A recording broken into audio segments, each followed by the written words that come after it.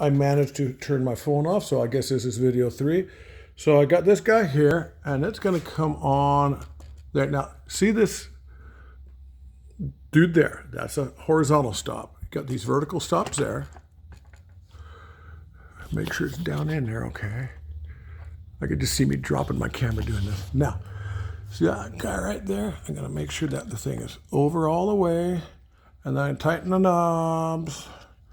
And so, there we go. So the camera is safely, hopefully, in there so that these knobs went down, and this knob went clunk. And so this is an adjustment that has to be made to center the camera up on everything. Once it's made, it just stays put.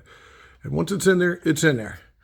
So technically, we're ready to shoot because we got the test jig pointing at the center and coming back and hitting my magic spot. And then I got my light mounted up, and it's already been rolled back to the pre-designated position for the easy Hartmann test. You don't have to do that with the lit test. The easy Hartmann test, you have to run that back to the specified mark, and I'll show you how to do that later. Got my camera in there. It's ready to shoot. So I do my Hartmann tests. I don't know what kind of camera you have, but I go to make sure I'm on raw. I am, so I'm good. I'm then going to dial this back to 2 seconds. I'm going to jack my ISO to 6400. And then I'm going to take, and I use my remote so I don't have to jiggle the camera. At that, I take a picture, and if the dots are in the right spot, I'm good. If they're not in the right spot, I adjust it until they're in the right spot. I keep taking pictures at this setting until I got them on the right spot.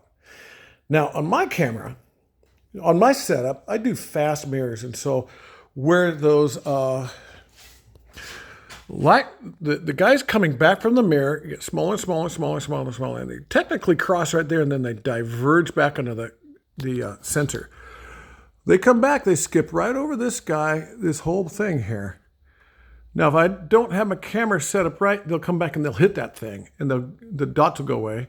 And then, so there's a fine line between the altitude of my dots and whether they clear that or not. So I'm going to stop the video and do my adjustments, and I'll get back to you in a minute.